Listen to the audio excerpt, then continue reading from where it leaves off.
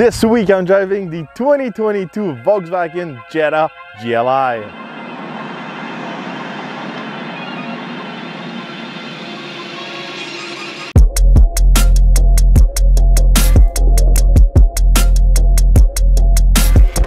For 2022, the Jetta received a small refresh, but this one is the GLI. This is the sport model for the Jetta lineup. We'll go a little bit deeper today about this GLI. Under the hood of this Jetta GLI, we can find a 2-liter turbo, good for 228 horsepower, 258 foot-pounds of torque. This engine is matched to a 6-speed manual transmission, or you have the choice of the 7-speed DSG transmission. This is really interesting. So I'm gonna go on the road and test this GLI. All right, I'm gonna test the acceleration with the GLI. Just turn off all the traction control, I believe so. So let's go.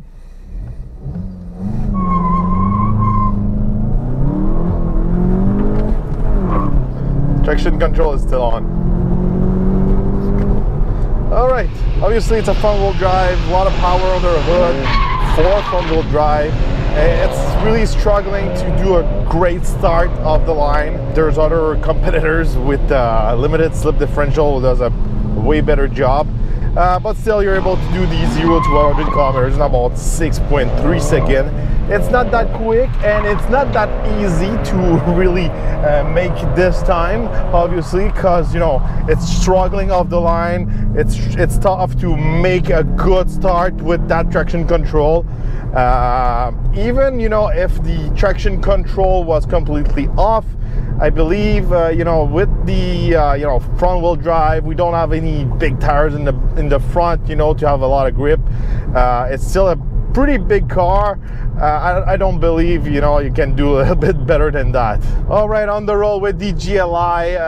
You know, I used to have a GLI myself back in 2003 with the VR6, and back then the Jetta was way smaller. So obviously today, you know, I'm gonna complain a lot because this Jetta is getting so big. It's like a Passat, and even you know, I own a Audi S6 V10 2007, and it's about the same size as this Jetta. It's just to tell you how big those new Jetta are these days. Obviously I'm nostalgic. I miss those, you know, shorter, smaller kind of Jettas. Obviously you can tell these are bigger cars when you drive them, but today I'm driving the GLI. I feel this car is pretty high off the ground, and also I'm pretty high just the way I'm driving this car. I'm not able to really lower down my seat. I've got that weird driving position for a sport model. It's really kind of weird for me because I'm tall behind the wheel of this Jetta GLI this week. And also, you know, when you're pushing this car down the curve, it's kind of wiggly, I could say. It doesn't feel as sharp, as low to the ground like a WRX or a Hyundai Elantra N. This setup of suspension, even if we have a different suspension for this Jetta compared to the normal Jettas, this one's have a sport suspension, the GLI suspension. It doesn't feel really sporty from my point of view. It's really comfortable on the road. That's a plus, I guess. But handling wise, it's not really sharp. I'm not impressed. You know, I was expecting a little bit more. You know, back in the day, the Golf GTI and the Jetta GLI were pretty close to each other. They were pretty similar handling wise and also performance wise. Basically, you had the choice between hatchback and sedan. It's not the case anymore because this Jetta is so big now. I think the Volkswagen approach is mostly more kind of like luxurious, comfortable. I like that, you know. Yes, we have to do some sacrifice on the handling, but we don't get beat up like inside of an Elantra N. my point of view, if I compare it with the competition, I think the Subaru suspensions got the sweet spot. You know, we've got great handling and great, you know, comfort. This Jetta GLI, it's mostly focused on the comfort from my point of view. But engine-wise, it's pushing great. You've got plenty of power. You've got a lot of boost from the turbo. You've got some sounds from the engine bay, I could say. Not a lot of sound from the exhaust. I wish we could have a more aggressive exhaust note, like we can find in the Hyundai products and play with. But I think Volkswagen want to play safe with all the, you know, emission tests and all that. I had the same complaint about the Golf R. It was really quiet on the road. It's pretty much the same inside of this GLI. Transmission is working great also. I like the way it shifts, you know, when I'm changing the gears. The clutch works great. One down point for the manual transmission, we don't have any handbrake. We've got this electronic button. I hate that deeply. Exterior wise, we've got some changes in the front for this new generation of Jetta. We've got some red touches in the grille and also on each side. We've got some GLI logos all around. We've got some black wheels, black rooftop. We've got a really small spoiler in the back, dual exhaust. And that's pretty much it about the GLI. You know, it's not over the top. You really have to know it's a GLI with the red touches and all that. It doesn't look as hardcore as a WRX or the Elantra and all that. It's okay. From my point of view, again, this GLI seems high off the ground. I think this Jetta will look way better if it was lower to the ground. Once again, you know, I think Volkswagen's got that new approach with those cars. You know, they try to please pretty much everyone. They make it really practical for all climate and all that.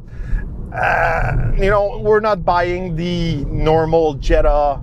We're buying the GLI. It can be a little bit lower to the ground. We can do some sacrifice, you know, during the winter, having less clearance in the front.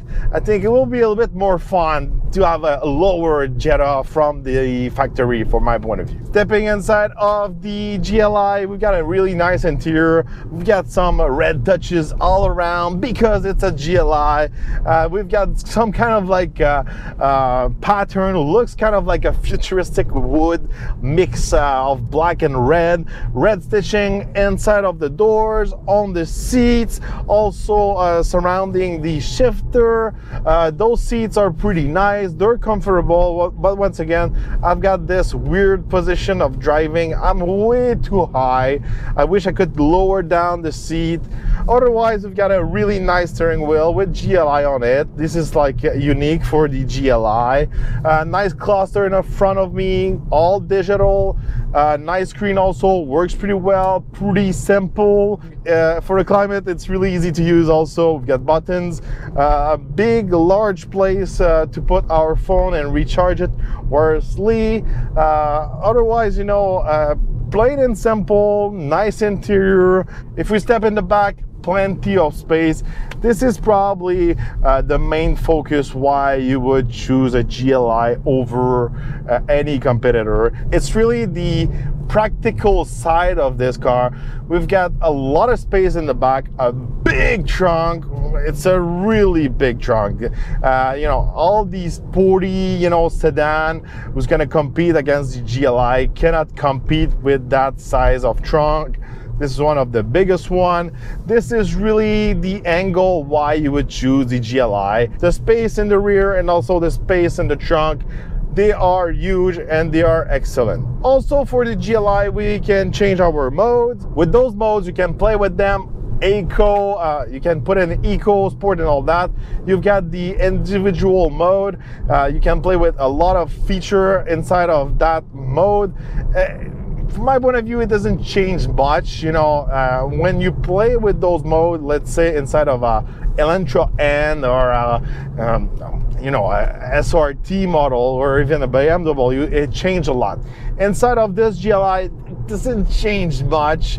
Usually I really like to play with those gadgets. It changed a little bit the behaving, you know, of the direction, the engine and all that, but it's not as, you know, hardcore like inside of the Elantra N. Fuel economy wise, this week I was averaging 9 liters per 100 kilometers.